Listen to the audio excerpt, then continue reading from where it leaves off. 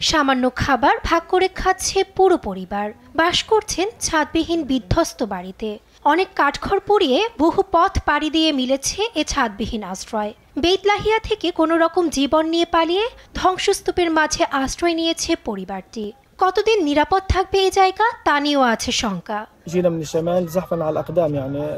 আমরা উত্তর থেকে পায়ে হেঁটে এখানে এসেছি। সেখানে আমাদের মাথার উপর দিয়ে একের পর এক বোমা বর্ষণ হয়। তাই আমরা এখানে আসি ও আবর্জনা পরিষ্কার করে থাকতে শুরু করি, যদিও আমাদের মাথার উপর কোনো ছাদ নেই।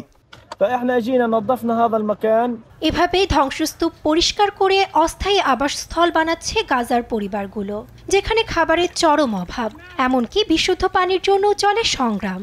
খাবারের জন্য বিদেশি সাহায্যের আশায় চাতক পাখির মতো অপেক্ষায় কাটে প্রতিটি দিন। কোনো আয়ের উৎস ছাড়াই দিন পার করছেন গাজাবাসী। ধ্বংসস্তূপের মধ্যে খেলছে শিশুরা, বড়রা সংগ্রহ করছেন চুলা ধরানোর কাঠখড় কিংবা ব্যস্ত খাবার জোগাড়ে। তবু আশা থামবে এ যুদ্ধ, নিজ বাসায় ফিরবেন তারা।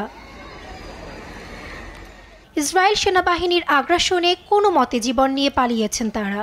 সাথে আনতে পারেনি প্রয়োজনীয় জিনিসপত্র। তাই শুধু খাবারই নয়, প্রয়োজন চাদর ও কম্বল। আবার বৃষ্টি শুরু হলে ভিজতে হবে পরিবারটিকে। তাদের প্রয়োজন ছাদযুক্ত আশ্রয়স্থল কিংবা তাঁবু।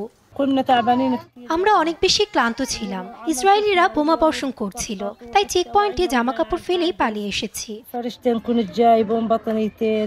গেল কয়েক মাস ধরে হামাসকে প্রতিহত করতে গাজায় আগ্রাসন চালাচ্ছে জায়নবাদীরা।